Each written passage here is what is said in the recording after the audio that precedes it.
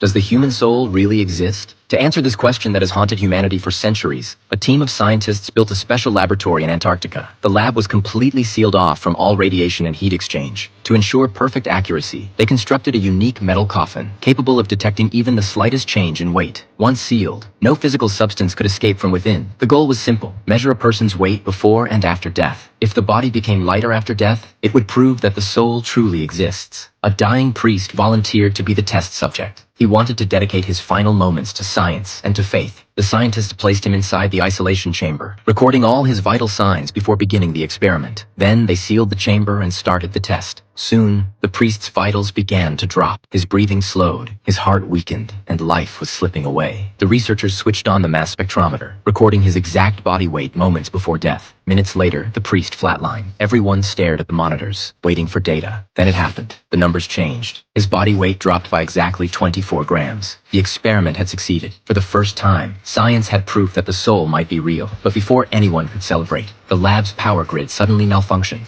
Particle sensors began blaring alarms. And then, something impossible happened. The priest, who had been dead for nearly a full minute, opened his eyes. A simple experiment to weigh the soul had somehow turned into a case of resurrection. It defied everything they knew about life and death. Medically, the priest had been dead for 56 seconds. He had lost 24 grams of mass, his supposed soul. So how could he be alive again? Even stranger, when he returned to life, his illness was gone. The lung cancer that had consumed him simply vanished, and his personality, once quiet and solemn, was now bright and cheerful. I'm a medical mystery.